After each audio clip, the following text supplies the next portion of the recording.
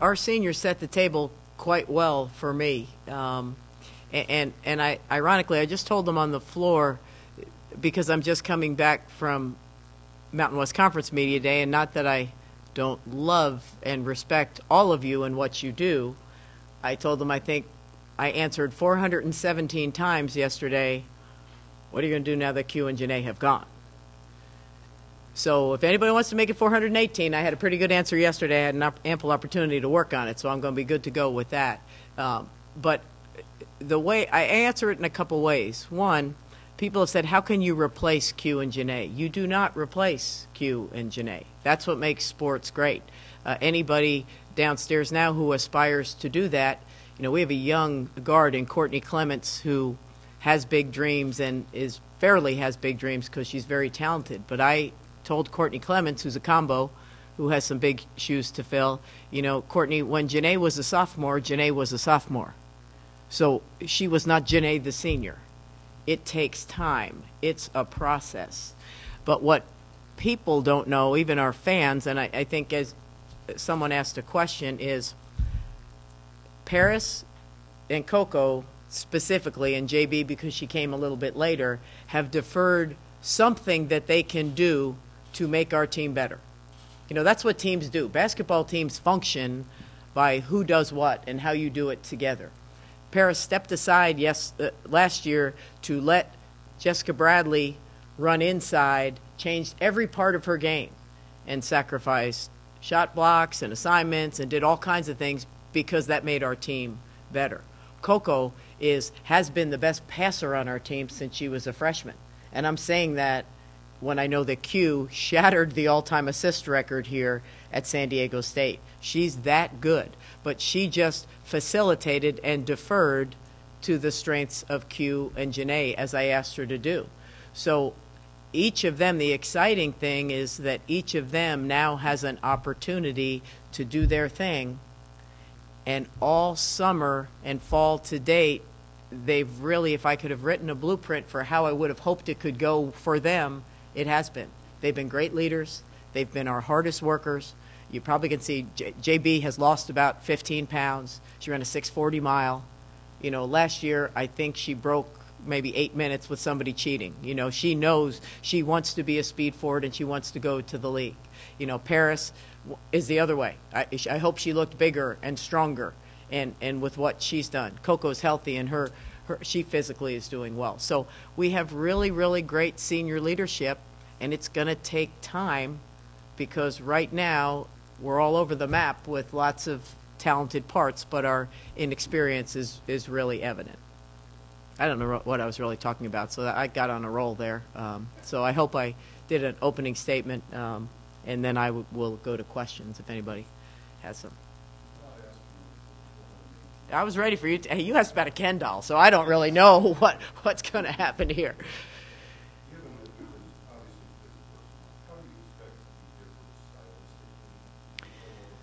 You know, there's no question that this to me is the fine line that as a coaching staff we're treading. You're coming off such success. The last thing you want to do is change a lot. You know, you're comfortable and confident in what you've been able to accomplish. By the same token, our strengths, without question, will be different. So we're doing a lot of similar things right now, and we will evolve it somewhat because I felt it was really important to empower the older kids to do things the way we want to do things. And you don't want to start with something new where they're all new at it. We want to empower the ones that are good at it. We're bigger, we're stronger, we're longer, we're not near as fast on the perimeter. So instead of, you know, San Diego State for the last 3 seasons has been in the top 15 in forcing turnovers. We need to be in the top 15 in getting defensive rebounds and pushing the ball. We're not going to be able, Janae and Q had 170 steals combined. There's no one downstairs that's going to replace that. So we're going to have to use our strength and our length to more one and out people and run from a defensive board and not be able to depend on the runouts that we did in the past. Offensively, you know, I talked about how great a passer Coco is. JB and Paris have to finish. This is pretty much how I summed it up yesterday. a year ago, if our bigs played well, we were great. If our bigs were inconsistent, we'd still win the game, but it was a struggle. This year, if our bigs don't play well, we don't win the game. They have to be the strength. They will be the strength of our team and the experience of our team.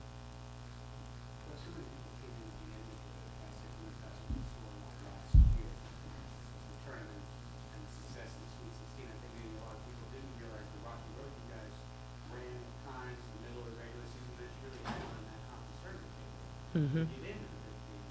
What lessons do you think the returning players and the coaching staff take from everything you went through last year and the success that went at the end so that you can be a more consistent team? Yeah, that's a great question. I think last season was not atypical of the stage of, fortunately or unfortunately, when you build, I've done it several times over. I'd be a lot more attractive if I hadn't tried to do it so many times. But as you build, when you first build, everybody plays immediately, whether they're starters or not. 5 people got to play, they're going to start. And you heard me always tease Q. She was the best player for both teams when she first came here.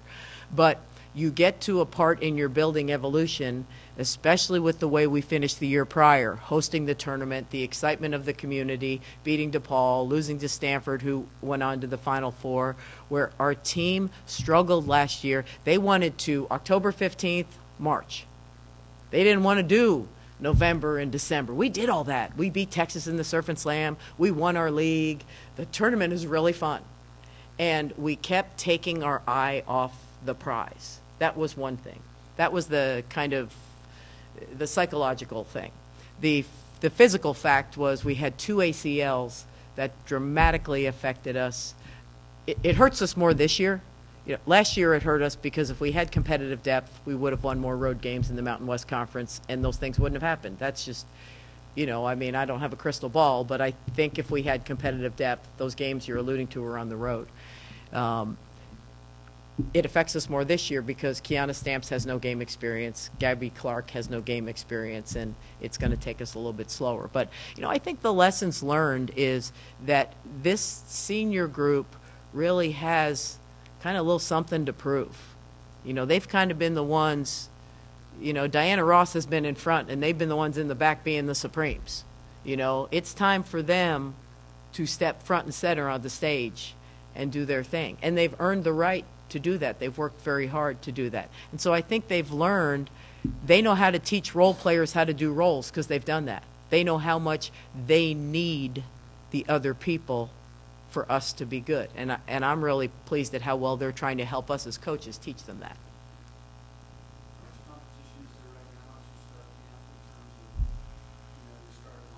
Yeah, it's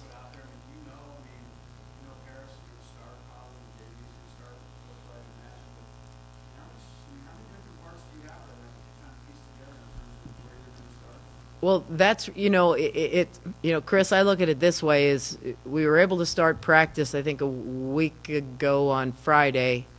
We have 28 practice days to get in the lab. It's not going to be pretty, and figure it out.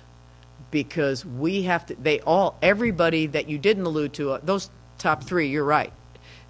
Everybody beyond them brings something to the table. So we have to see who folds in with the 2 or the 3 that we already have. And we have no defined roles beyond them at this point, and beyond Courtney Clements. The experience of a combo when they've had a redshirt year and when they work, that kid, if you drive here at 11:45 at night, if you're driving and you hear balls bouncing, there's 2 people down there, Kawhi Leonard and Courtney Clements. They play all the time. They shoot all the time. They work on their game all the time. So Courtney Clements is going to play somewhere. Is it going to be as a combo? Is it going to be as a small forward, kind of a 3-guard lineup?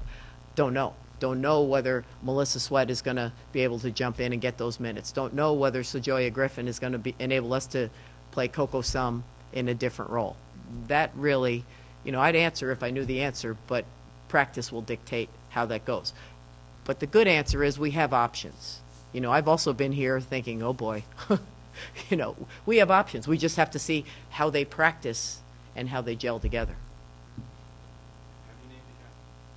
No, we are going to name a captain. You know, we open up against UCLA, and I felt it was very important that through the summer and the fall and then through the basketball court, we pick. You know, sometimes leaders are good at different things, but when the bullets are flying in here is when I want to know who's going to be our best leader. So we will vote the week prior to UCLA, and the team knows that.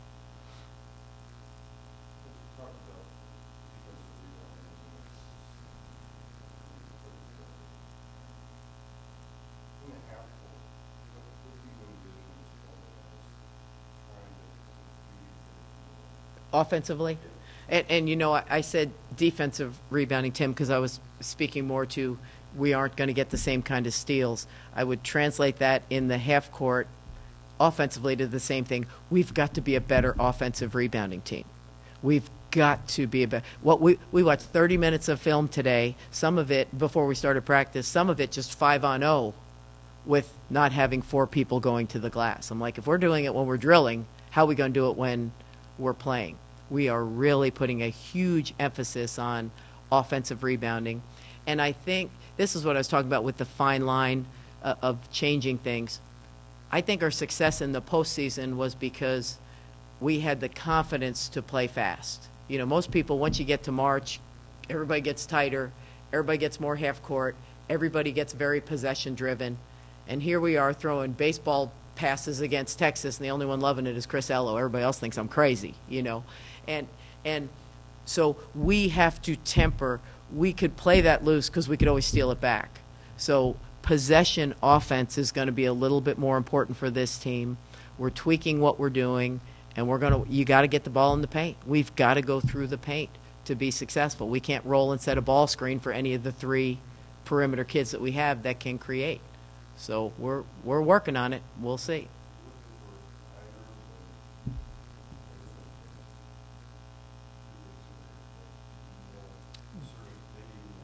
They've got to be.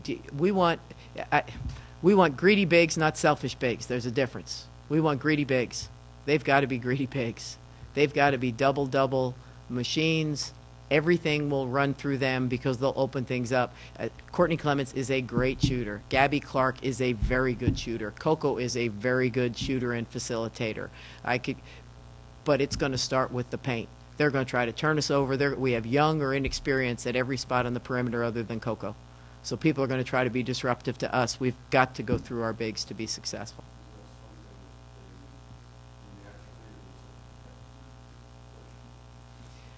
Well, I think that they've deferred. In some cases, not, you know, in some cases in a good way, in some cases not in a good way. You got to finish, you know. They've heard me say a million times, $1 million move, nickel shot. Put the ball in the basket. You know, we got to put the ball in the basket. So that's why we're working on offensive rebound. Either put the ball in the basket first time, second time, third time. That's the way for this group, for this team to be successful. That has to happen. If they don't do that, it's going to be difficult for us, for the caliber of schedule, both non-conference and conference, for us to do.